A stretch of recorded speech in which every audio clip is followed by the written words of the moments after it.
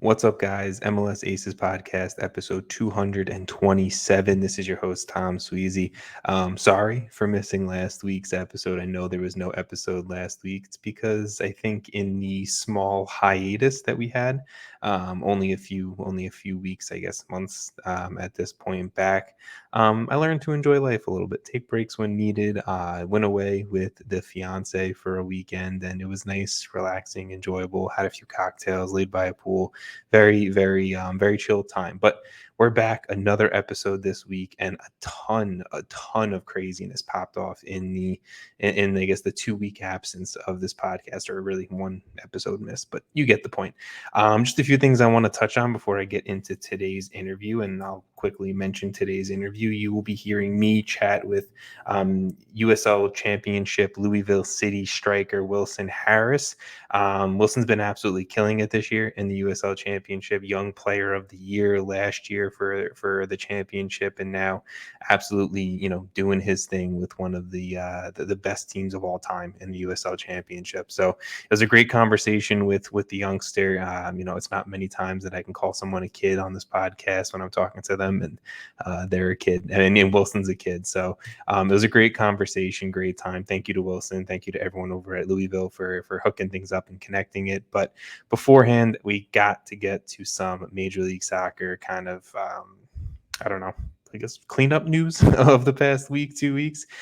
First off, Italians, welcome to Major League Soccer. This past week, obviously, in the past week, we've had the missing full announcement of Bernardeschi to Toronto FC after Salcedo had his DP contract mutually terminated and everything like that. But Bernardeschi is joining Insigne and has joined Insigne on Toronto FC's roster, and they debuted this past week against Charlotte FC, and holy crap, what a debut. I mean, Bernardeschi absolutely lit it on fire with a goal and an MLS assist.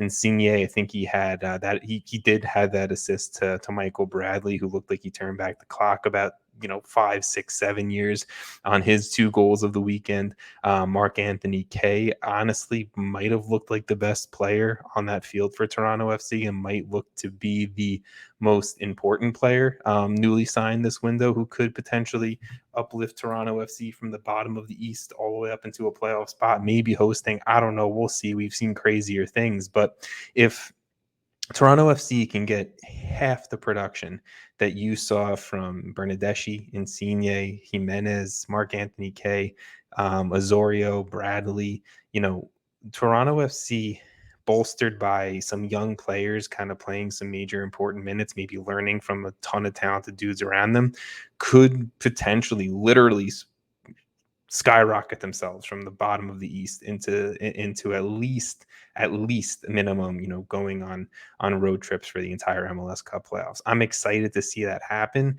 That Bernardeschi Insigne game, I'm just going to call it that game was honestly maybe the most exciting game so far of this 2022 season. I'm excited to see it more. As of recording, the Canadian Championship final hasn't started yet, but TFC is playing the Whitecaps for a spot in CCL next year. I don't know if Bernardeschi or Insigne are playing. I hope they are, because that would be insane just to lock down TFC into a CCL spot. Seeing those guys play in CCL would be absolutely amazing. So we'll see. We'll see. I guess I can pick favorites. It's my show. I hope TFC win just for that sake. But the other team in that game, right, the Vancouver Whitecaps, they made a great addition of their own, obviously getting, I think, the best wing back in Major League Soccer, and Julian Gressel from DC United.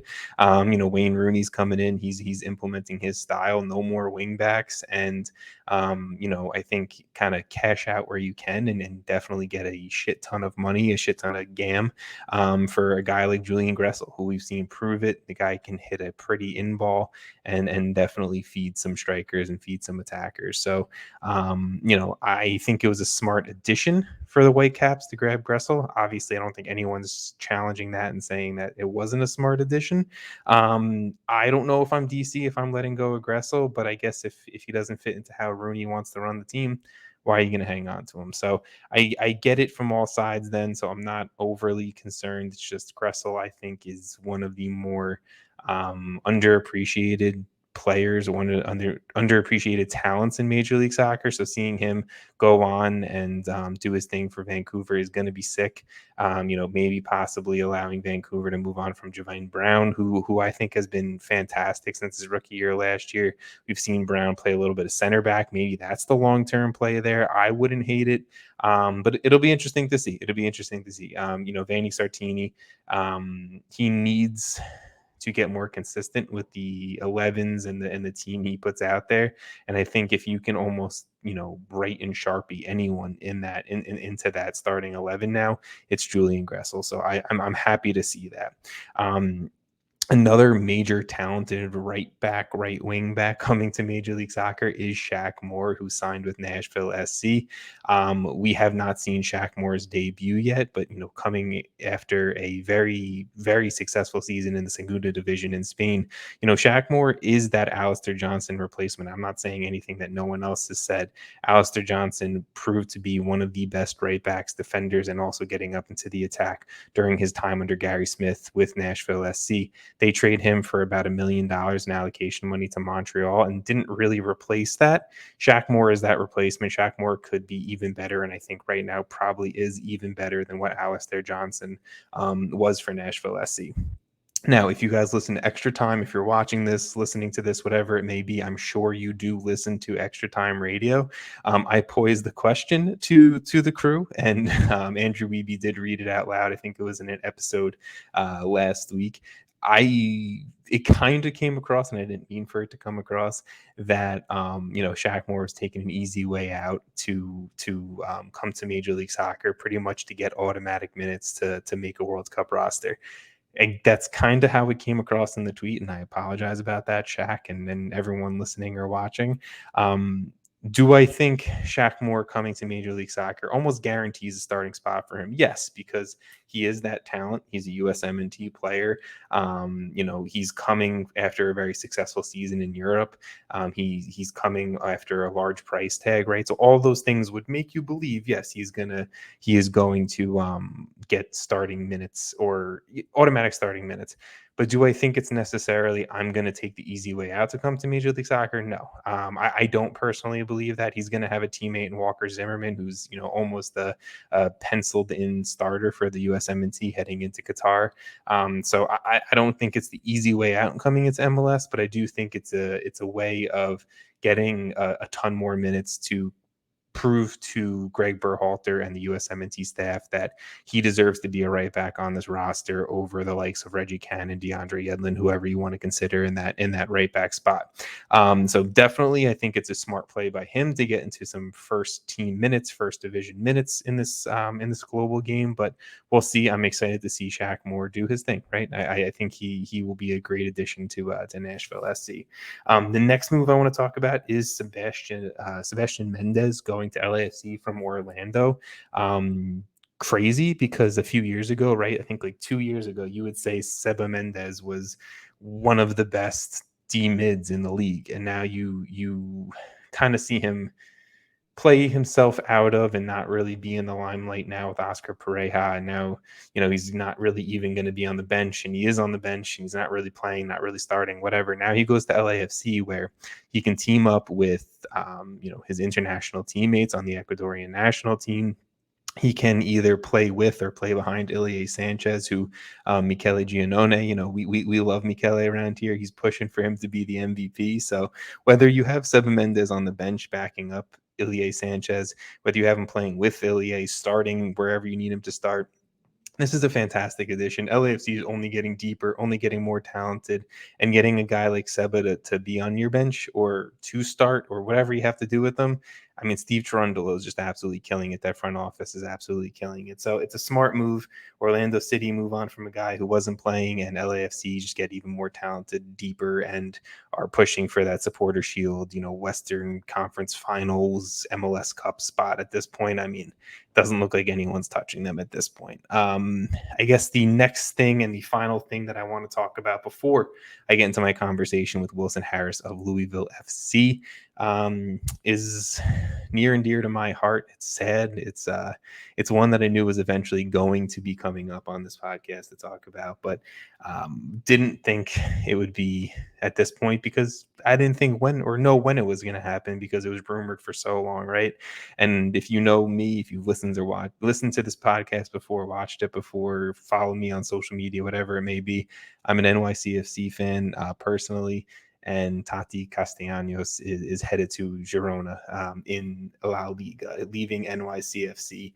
I mean, first of all, thank you, Tati. What else is there left to say about Tati that everyone hasn't said? He's been the best striker in the league for about 2 years. He's a Golden Boot winner. He's a best 11 player in this league. He's an all-star. Yeah, he got named an all-star this year. He's an all-star. He's an MLS Cup champion, right? He has done it all and more for NYCFC and for Major League Soccer. Just if you want to talk about like representing the league on the global scale and a global market. Now he's going to get his opportunity in Europe that he's been asking for, that he's been promised, and I'm glad that he is getting that shot. I'm glad that he's getting that shot in what people argue is the best league in the world in La Liga. I'd say it's the second best league, but whatever, you're splitting hairs at that point. But I'm glad he's getting that shot, right? Are there things about the deal that I'm not crazy about? Yes, and I'll go into it quickly that this is strictly a loan deal from NYCFC to Girona. NYCFC are, from all accounts, banking that Tati is only going to raise his value over the course of the next year on loan in La Liga, and eventually I think kind of hit that $15 million price tag that many are reporting out there, from Tom Bogert to Michele Giannone to Sam Stachko, whatever it may be. Like, NYCFC won 15 million. They're not getting 15 million right now. So their bet is, okay, we loan him to another City Football Group club in a top league in the world. He's not going to go out and win all these trophies with Girona, but if he scores and proves that he can be a European, global, international player, we'll get 15 million plus for this guy who we know is worth that. So I get that. It sucks. That's like, what else does Tati have to do? We've seen guys come in, and it's no offense to any of these players, but like a Kevin Paredes, right? Who, amazing talent, huge talent, but like, what did Kevin Paredes ever really do in Major League Soccer, where Tati's done it all, right? Again, no shot at like Kevin Paredes' ability. I think he'll be a great European level player one day. But like, he didn't do half the stuff, the third of the stuff that Tati's done in this league. You want to look at strikers specifically, Daryl DK. Again, love Daryl DK. Glad he's getting a shot over in England, but he went for double-digit $1 million, and Tati did more than him, scored more goals than him, proved to be more of a high caliber player. Adam Buxa, whoever else you want to name, like, right, like Tati did that and more, and he's going for $0, and NYCFC are getting $0. Again, I guess it's the blessing and the curse of being part of City Football Group, but it is what it is. On a personal level, I'm super pumped for Tati. I'm happy for Tati, but at this point, I'll stop my rambling. We'll dive into my conversation with another super talented striker that we're seeing in American soccer, Wilson Harris. Again, great conversation. Thank you, Wilson. Thank you to Louisville FC. And I hope you guys enjoy. If you guys are watching this video, please make sure you subscribe to the YouTube channel. Maybe we do a little bit of a giveaway once we hit a certain number of subscribers. Don't know what that's going to look like yet, but we'll do it. And then same thing on, podcast platforms. Make sure you like it, subscribe, rate, all that jazz. I'm not going to beg for it, but thank you guys if you do. Again, thank you guys, and enjoy the. We are back with another episode of the MLS Aces podcast, and I am joined by the 2020 USL Championship Young Player of the Year, an absolute stud of a striker, Wilson Harris. Wilson, how are you, man? Good, Tom. How you doing, man? I am doing good. Crazy day already going on, but I'm glad that we can chat. I'm glad we can catch up a little bit. And I want to start off by just chatting about Lou City this year. Obviously, you make the jump to Lou City. You guys are having a pretty successful season so far through 14 weeks. How's the locker room feeling? Locker room's great, man. I love these guys. It's been, a great beginning 6 months. Honestly, can't ask for anything else than what's happened. I think they've just welcomed me with open arms, and I'm happy to be here. You guys have like a ton of talent, whether it's at the like veteran USL level with guys like Paolo Del Piccolo, Brian Ownby, right, Cameron Lancaster, and you also have just a bunch of young talent, including yourself and Manny Perez, Jorge Gonzalez, right? Like, what, like, I don't know, maybe answer like how Lou City kind of just got into like the spot where they have this really awesome kind of crop of young talent, but also this just veteran core leadership. Yeah, I think it honestly starts with the veterans. Um, Basically going back to back 2017, Yeah, 2018 championship. That just, I feel like that grasps a lot of attention from the outside, and people want to be a part of something like that. And that's, ultimately after I knew I was leaving Kansas City. That's what grabbed my eye about uh, Louisville, is yeah. that they win. They do a really good job with their players, and they help not only veterans but young players. Yeah. Everyone's in a different spot position, but in their careers, but it really shows the way they manage.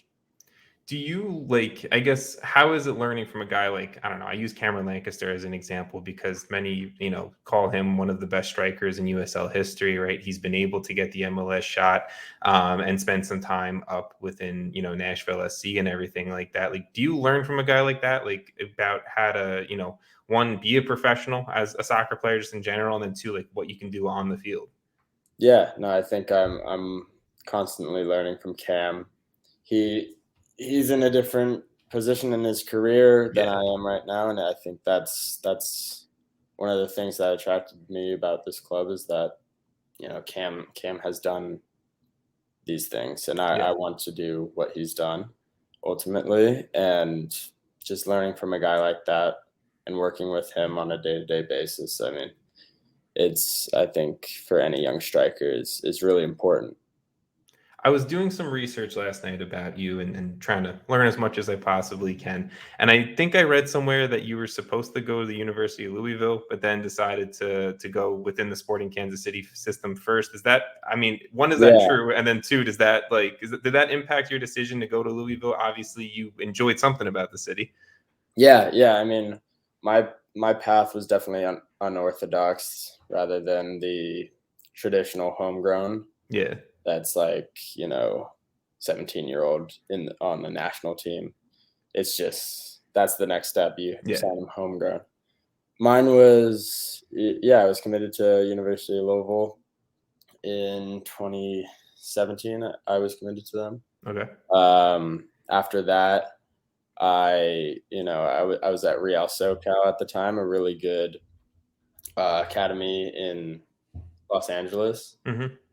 But I just wanted, a bit more of a professional experience. I really wanted to push myself and kind of take a risk, take a leap of faith, and challenge myself. And I was lucky enough that suggested Ken Lola, the head coach of Louisville at the time, University of Louisville, suggested I go to Kansas City and just go on trial.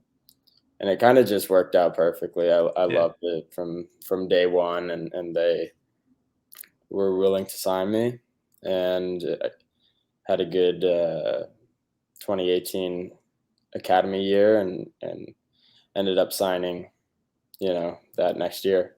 I mean, I'd say it worked out. You're the Yeah. young player of the year. You're killing it right now. No, yeah, it's just like different. There's a lot of. I think that's the biggest thing for some young players, is that there's a lot of different pathways, and if Yeah. you do want to make it, you have to believe in yourself and take your own chance. Is that a conversation that like young players, like people around your age, I'm sure a lot of guys you're playing with are having right now, even younger that are having right now, right? Because like you see, like I don't know, Daryl DK is the first example of someone who's relatively young who went through the NCAA system, MLS Super Draft. Now he's over playing in Europe, right? Like someone like yourself who decided to avoid NCAA, go into the homegrown system, into an academy with SKC. Like, is that a conversation that players like your age or even younger are having right now? Yeah, I think U.S. soccer is still, you know, growing into that European sort of phase of no college. I think that's where everything's headed, and you can see it with some of the young players now. They all just want to sign. Yeah, and college is a little bit. The draft is a little bit less looked at. So yeah, I think it's headed that way, but still, it's not fully European. So there's still, diamonds in the rough. Wherever you look, I feel like right now. Is that something that's like pushed of you guys, right? So like, I mean, and I'm purely just asking that, like, if you have a coach or someone around you, an agent, whatever it may be, who's like, this kid's talented enough, like, don't go to the NCAA, sign that homegrown, like pushing it that way? Or is it really coming down to like best fit for the individual type of deal? Yeah, I can only say from personal experience and teammates I've been around, but it seems like everyone makes their own decision. I don't think they're being pushed. Maybe the only people pushing them maybe are their parents when you're young and like guiding them. See what's best go to college. Yeah, we want you to go to college, or you should take the chance and go pro.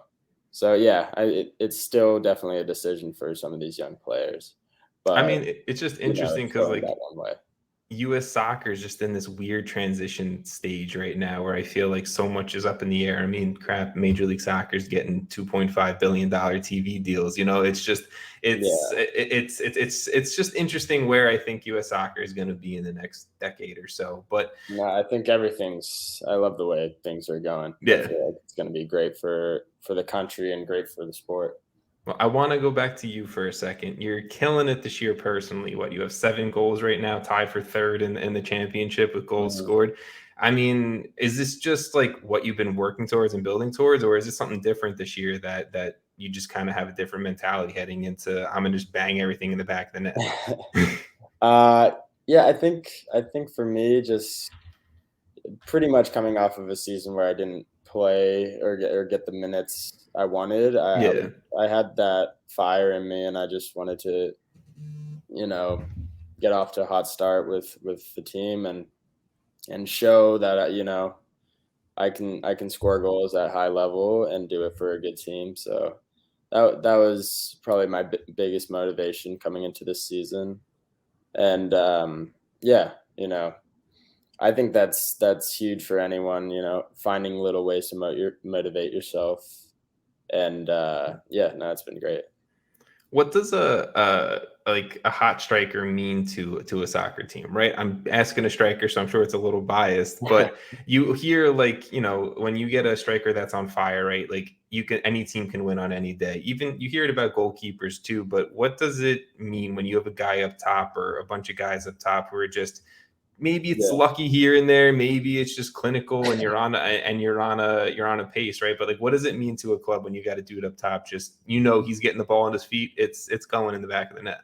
Yeah. No, I think it's huge. I think it's super important to have a striker that you can rely on, or just maybe it's a winger that's a goal scorer or something like that.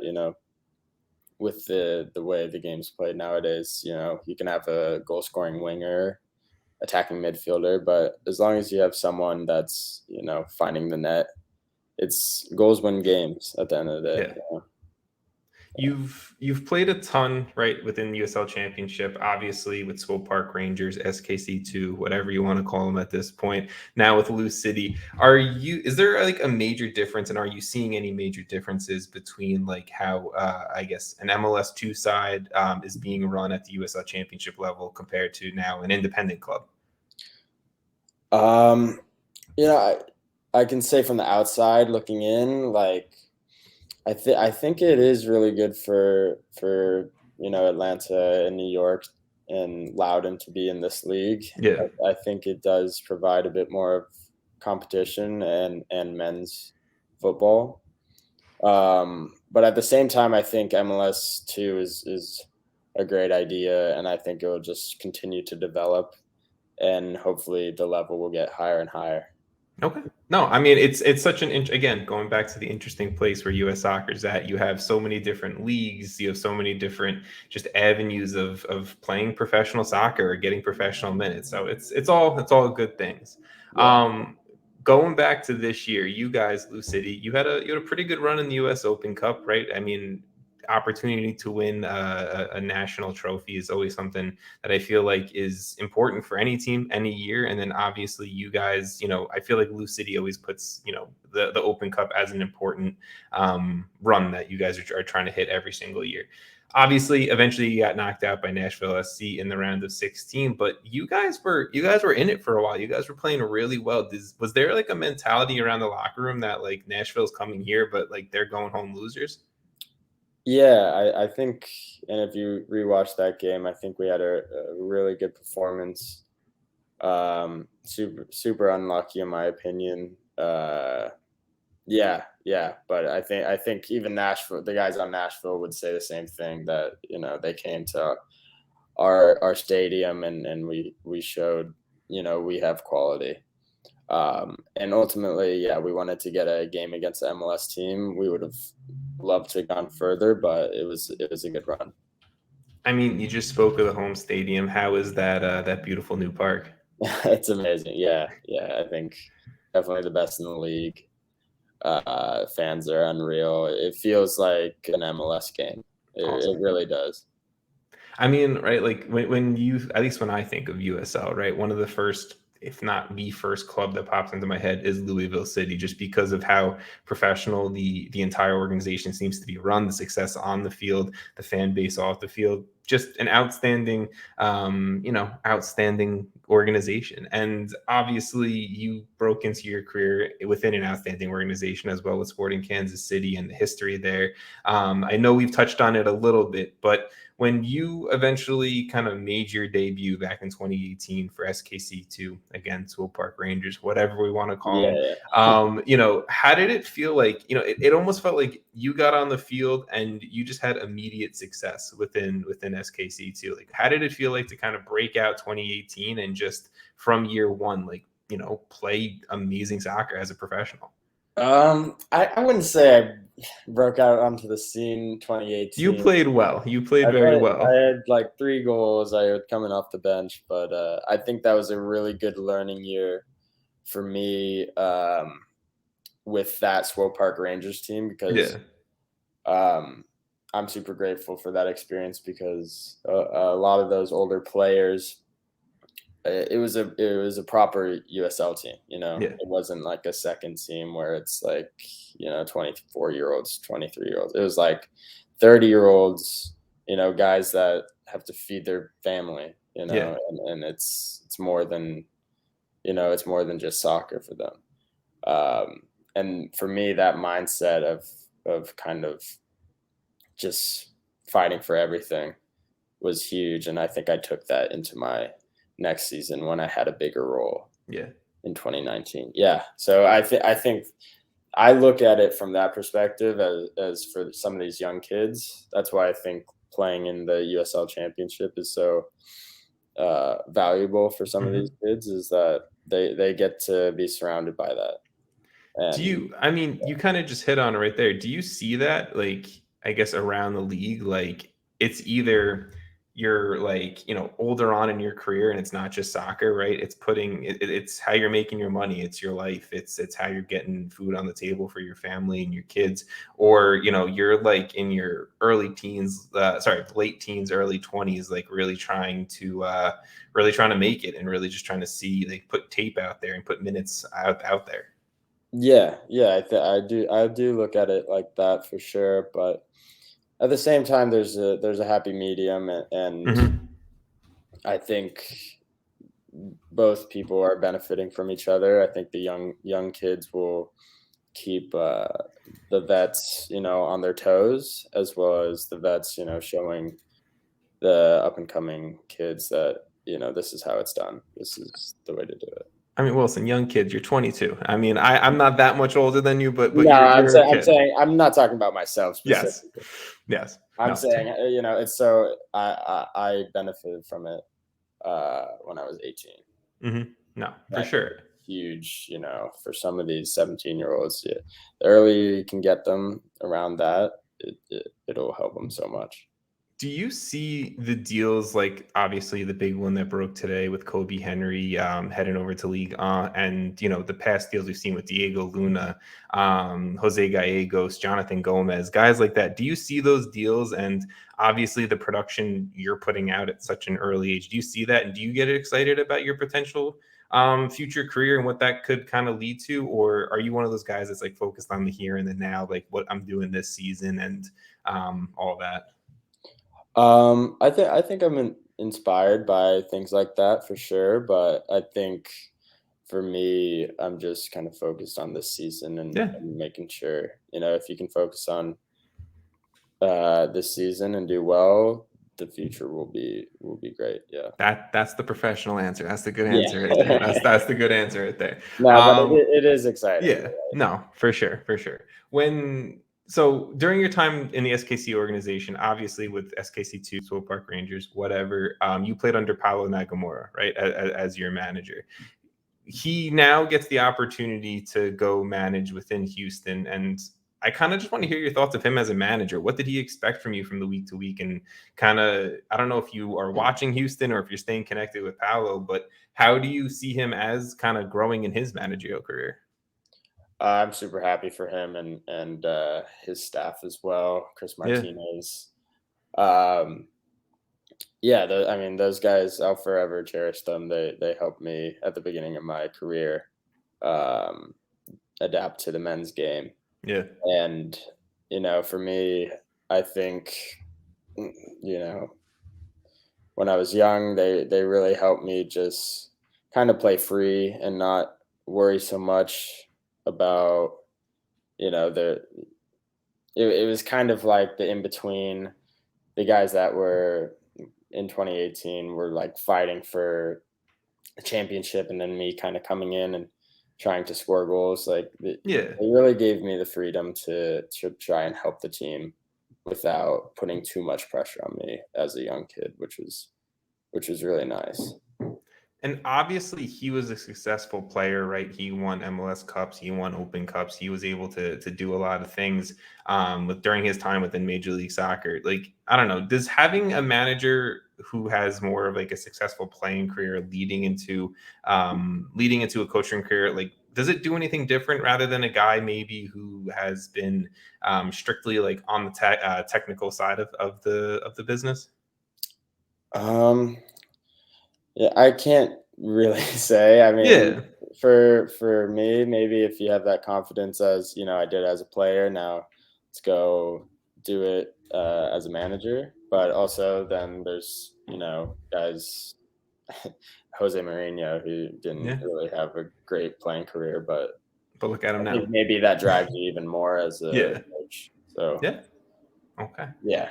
The other question and the final question I'll ask you about Sporting Kansas City is obviously, you weren't really able to break into the first team for whatever reason that may be, but it's obviously led you to the great position you're in now with Louisville City.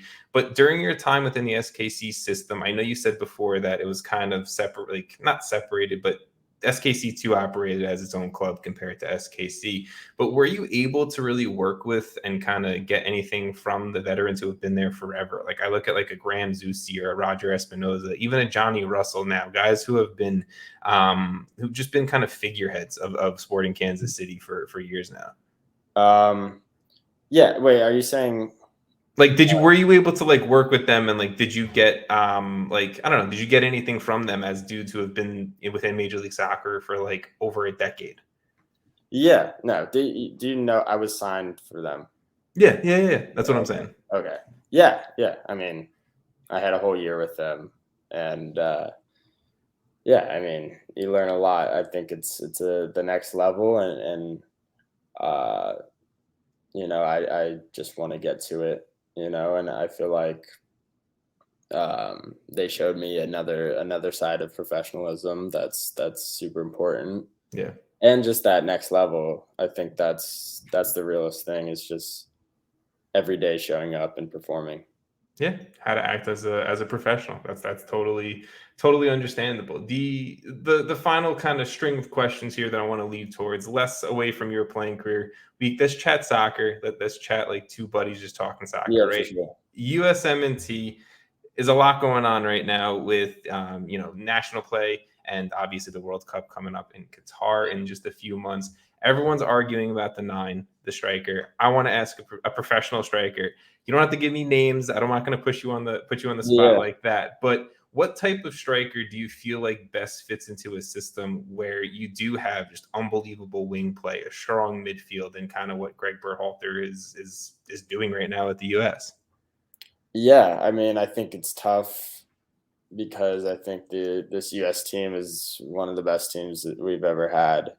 And, if you're missing maybe a 9, uh, I think we have really quality 9s, but I think maybe if the level isn't as high as like a Pulisic and a Tim Weah, then Yeah. it's tough. But I think if some of those players can step up and carry and give a 9 confidence coming into this World Cup, it will be huge because the 9 position is an important one if you want to win games. Yeah. And is there I guess when you're looking at the 9 pool, again, I'm not putting you on the spot. I don't want to hear a name. I have my opinion of who I think the striker should be. Yeah. Everyone out there has their opinion of who the striker should be. But when you're looking at this specific 9, like obviously I know you haven't worked under Berhalter or what he's trying to implement, but do you see the type of guy who like the type of style of striker that would be a best fit within the system, someone who maybe can be a drop back kind of back to goal 9, or someone who really is just like Like the put the ball in style, the yeah. box. Yeah, it's like Um, style. Yeah, I think just a really mobile 9 that can just finish, to be honest. I don't think they need like a false 9 type. Yeah. I think a true 9 that just is, on fire at the moment. But I think with our wingers and the way we play, you don't really need a false 9. Yeah.